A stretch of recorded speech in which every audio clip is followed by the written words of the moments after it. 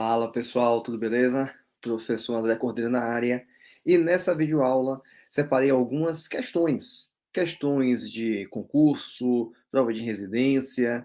Então, se você tem interesse, gostou do primeiro vídeo sobre essas questões também, o comentário sobre cada uma, você está na videoaula certa. Então, não se esquece, se inscreve aqui no canal, também deixa aqui embaixo seu comentário e compartilhe esse conteúdo com os seus colegas. Então é isso, bora pro vídeo.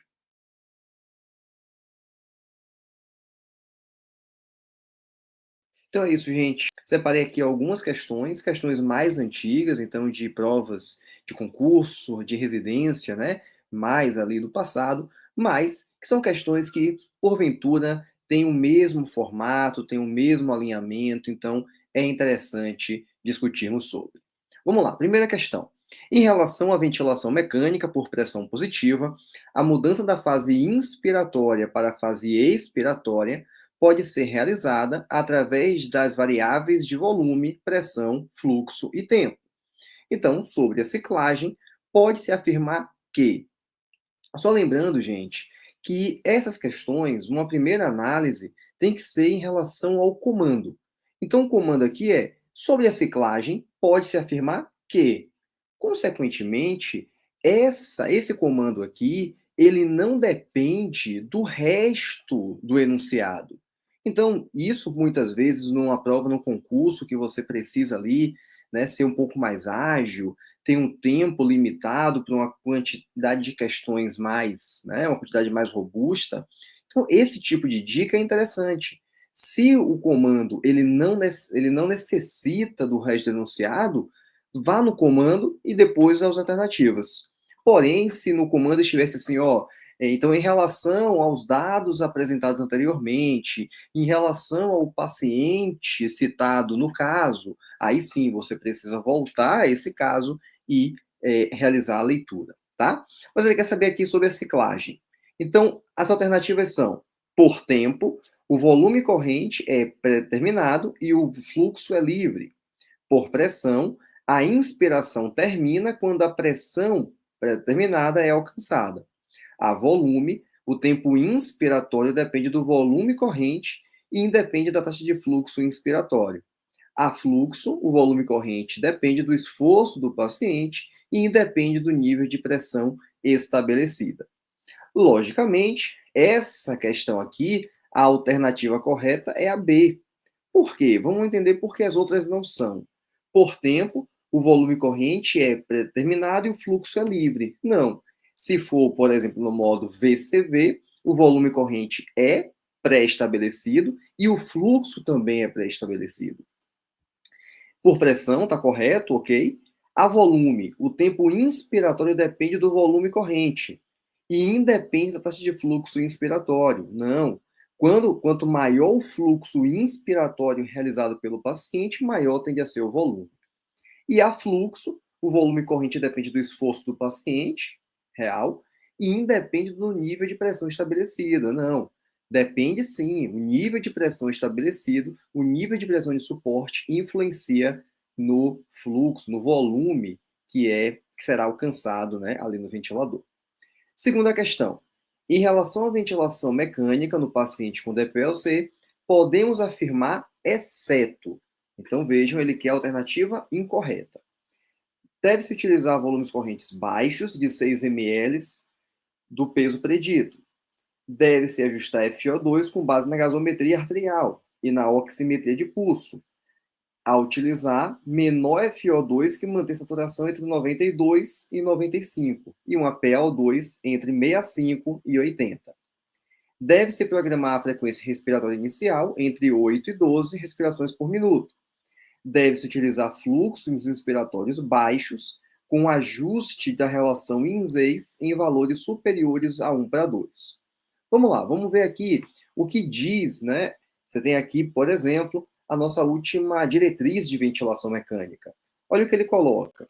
No modo volume controlado, fluxos desacelerados de 40 a 60, então não são fluxos baixos, são fluxos mais altos, e relação INS em valores inferiores a 1:3, certo? Valor inferior a 1:3. Consequentemente, voltando aqui na questão, a alternativa incorreta é a D, porque ele fala de fluxos baixos, menor que 40, e vimos que tem que ser de 40 a 60, e ajuste a relação em Zs com valores superiores a 1 para 2. No paciente com DPOC, já que ele é hiperinsuflado, o que você quer é aumentar o tempo expiratório, favorecendo que esse paciente consiga exalar a maior quantidade possível do volume pulmonar. Terceira questão. O desmame da ventilação mecânica invasiva é um dos objetivos do fisioterapeuta intensivista. Uma das técnicas realizadas no desmame é o teste de respiração espontânea. Em relação ao teste, é correto afirmar: A. A FiO2 deve ser programada acima de 55% para manter uma saturação de 99% e assim evitar a falha no teste de respiração espontânea por dessaturação. Se houver falha, um novo teste deve ser realizado após 5 horas. A presença de esforço respiratório é comum no TRE e não deve ser um critério de interrupção do teste. No caso de fracasso da interrupção da ventilação mecânica, o paciente deverá receber suporte ventilatório que promova repouso da musculatura. Vamos de novo ver o que diz aqui, né, a última diretriz de ventilação, então é lá de 2013, 2014, saiu recentemente, né, as orientações práticas de ventilação, mas os critérios aqui são bem parecidos. Em relação à identificação do paciente elegível para o TRE, a causa que levou à ventilação mecânica tem que estar controlada, tem que estar pelo menos ali, né, resolvida. A PaO2 maior que 60, estabilidade hemodinâmica, capaz de gerar esforço inspiratório, balanço zerado. E o teste deve ser feito em PSV, em tubo T. Na última diretriz, né, eles falavam de 30 a 120 minutos. A última orientação já fala de 30 a 60 minutos de teste de respiração espontânea. O paciente ele deve ser monitorizado. E no caso do paciente que não passou no teste, ele falhou no teste, você deve propor repouso a essa musculatura e uma nova tentativa, avaliar a causa, o porquê ele falhou, e uma nova tentativa só após 24 horas. Consequentemente, voltando aqui na questão, a correta é a D, porque as outras não estão. A FiO2 deve estar programada acima de 55%, como vimos aqui, ó. O paciente ele tem que ter uma PaO2 maior que 60, com a FiO2 menor ou igual a 40%. Então já está errado. Se houver falha no teste, um novo deve ser realizado após 5 horas. Vimos após 24 horas da resolução da causa. A presença de esforço é comum e não deve ser um critério de interrupção. Não. A presença de esforço, o paciente ele tem que ter esforço. Porém, a alternativa aqui, ela dá uma ideia de esforço excessivo. Aquele paciente que está tendo muito trabalho muscular para iniciar a ventilação e, portanto, estaria errado. E aí, alternativa D. Ó. No caso de fracasso, deve receber suporte que promova repouso da musculatura. Última questão. São considerados fatores preditivos positivos para o sucesso do desmame da ventilação mecânica, exceto. Aí vem aqui, ó, valor do índice de respiração rápida e superficial maior que 104. Níveis de hemoglobina maior do que 10. PI máxima menor do que menos 30. Balanço hídrico não positivo ou negativo, né, nas últimas 24 horas. Tosse eficaz com habilidade de remover secreção.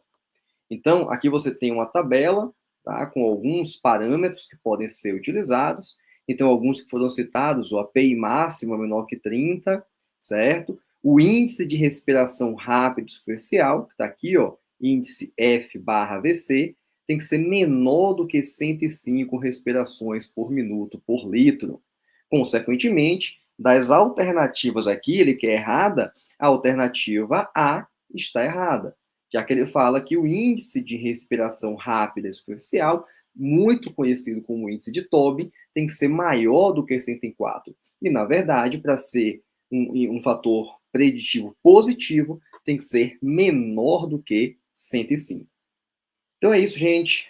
Comentamos aqui algumas questões de concurso E aí, se você gostou dessas questões, deixa aqui embaixo o seu like. Também, se quiser questões de uma outra área, de cardiovascular, de respiratória, tiver interesse num tema específico da terapia intensiva, gasometria, ventilação mecânica, deixa aí embaixo nos comentários.